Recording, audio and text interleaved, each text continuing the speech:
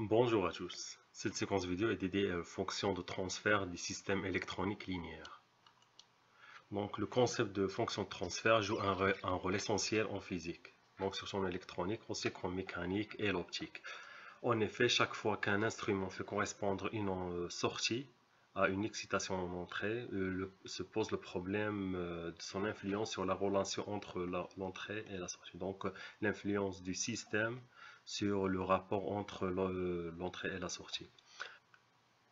Le cas de l'électronique présente un intérêt particulier en raison de la facilité technique avec laquelle on peut illustrer concrètement le concept à l'aide de circuits simples. Donc le concept de fonction de transfert, la relation entre l'entrée et la sortie en utilisant les circuits électroniques.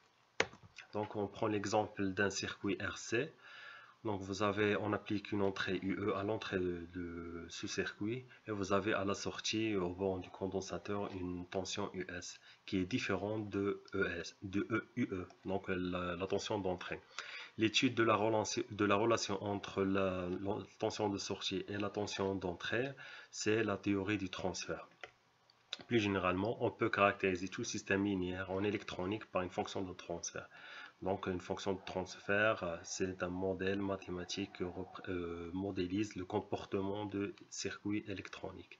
Donc, la relation entre l'entrée de ce circuit et la sortie. On considère ce système.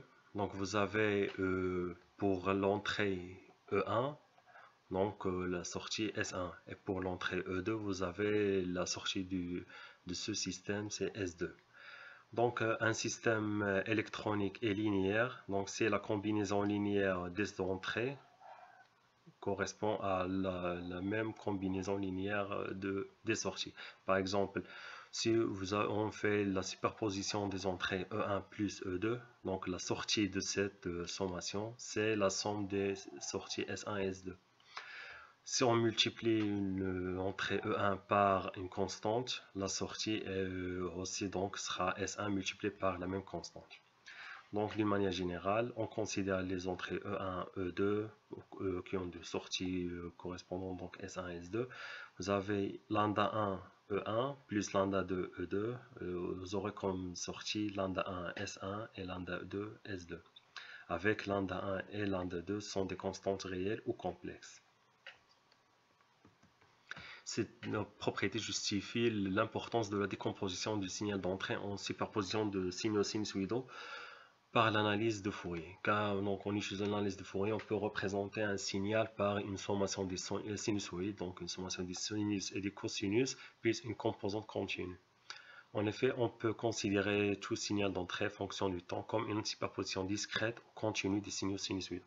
Donc si vous avez donc un signal quelconque, qu'on peut bien décomposer donc une somme de sinusoïdes.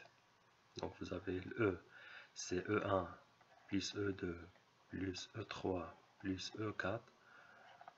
Donc la sortie du système linéaire, donc vous aurez S1, S2, S3, S4. Donc chaque S correspond à une entrée. Donc S1 c'est la sortie de l'entrée E1.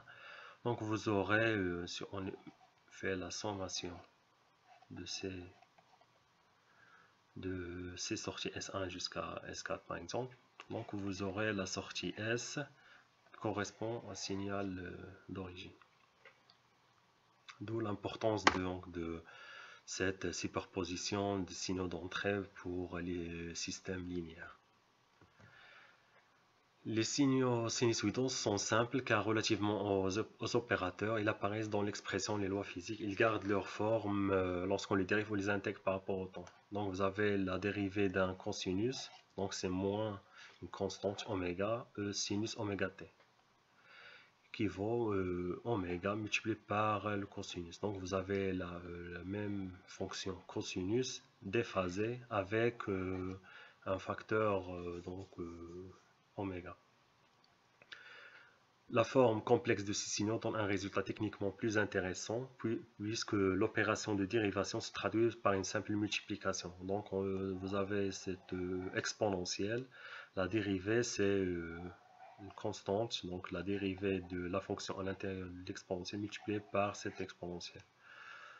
Donc, dans un langage plus élaboré, on dit ce dernier cas, le signal sinusoïdal sous sa forme complexe est une fonction propre de l'opérateur dérivation. Donc, une fonction propre car vous avez la même fonction, exponentielle, avec un facteur multiplicatif.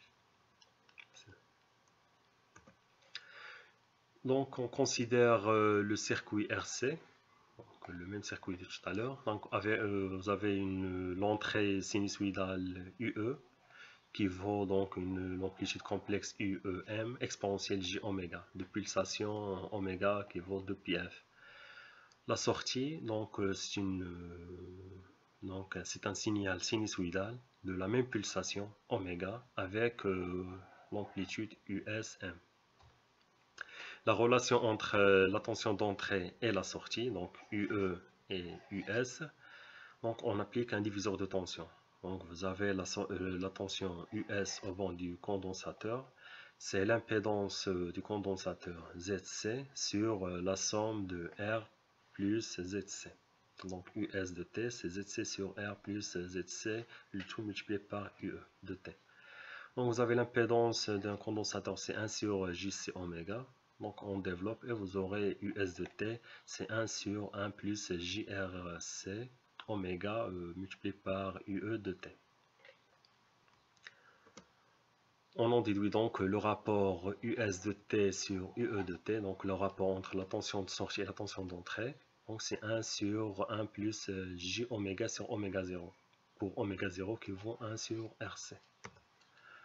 Donc vous avez ici donc 1 sur RC, c'est oméga 0.